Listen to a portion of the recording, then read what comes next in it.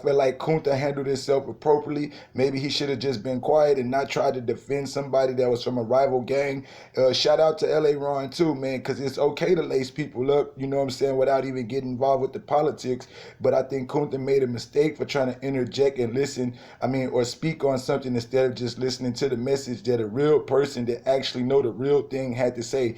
And that's the problem right there also in itself. If niggas from Texas would have sat down and listened originally when people was trying to lace them up and give them the game, and from the beginning, it wouldn't be this misconception or confusion or misunderstanding, man.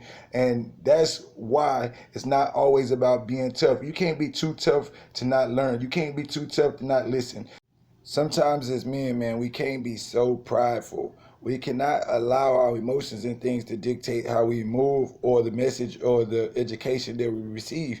Like, truthfully, man, it's just like even with arguing with your bitch. If you constantly raising your voice, you gonna make another person yell. Let that person talk and let them get their point across, bro, so things can become to a resolve. You can't learn nothing if you constantly talking. You can't listen if you constantly talking. You don't always gotta say something or have a rebuttal, and I think that's the problem. It's not about how tough individuals is, and that's what the whole point of Gumby was saying. It's not saying that you're not tough or this or that. We understand that people got different politics and different ways of doing things. That's cool. But the thing that comes down to is you cannot change the name of something that was originally put down a certain way. Yes, you can do it a certain way up under the same name or branch of umbrella because you got your own culture. You're in a different state, city, or town, and people do things different. The enemies might be different. The way that the blocks and the territories, it might be different. The way that you dress might even be different. But you can't completely try to strip the identity of something that you borrowed from. And that's my whole thing. And that's coming from somebody that represented Five Deuce Hoover Gangsta Crip. And that's coming from somebody who was always told like I was misguided because people was throwing up sixes and doing different shit like that, or tried to say the information that I had was fake, man. And I've seen and fought niggas behind this HCG, HGC shit. Like normally, you know what I'm saying, when I run across a nigga that say they HCG, I will assume that them niggas is either from the, cause I'm in Houston right now, Northside niggas, Acres Homes, them niggas HCG, or else it was some niggas that came out of the penitentiary with some HCG shit. Otherwise, then all the rest of the verse here was HGC.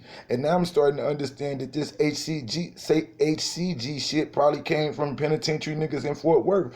And we can't act like these HCG niggas wasn't beating niggas up and flushing them off the unit for claiming HGC, which was the real thing. And it was ostracizing these niggas and making a mockery of them when they had the information correct. And that's not right. And Percy even said it in his video that he had a fight with somebody up under the TV behind him being HGC and try to get him off the unit, man. So let's not act like those things didn't occur. I don't have a problem with Percy. Much love and respect to Percy. I've had a good time with Percy. He is you know what I'm saying, a good friend to the Trey 600 family, somebody that we always work with and do things with. So this ain't a slug. Shout out to OG Gumby. I understand, standing 10 toes down. People saying, why is old ass niggas talking and arguing about a bunch of shit that's destruction?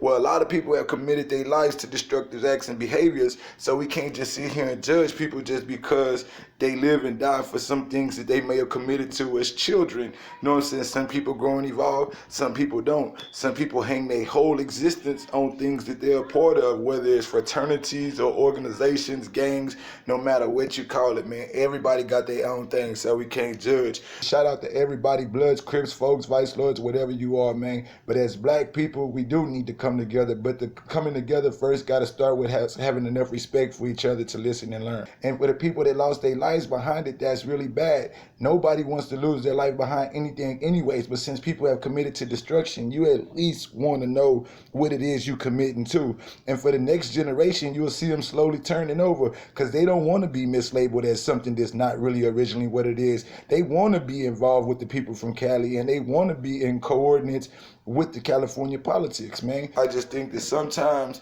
that we so quick to pass judgment or try to take people to court and hold people accountable, but we're not holding ourselves accountable for the mistakes that we made or holding ourselves accountable for the influence that we have on other people, man. Just Enkifxz, man, and this is my take.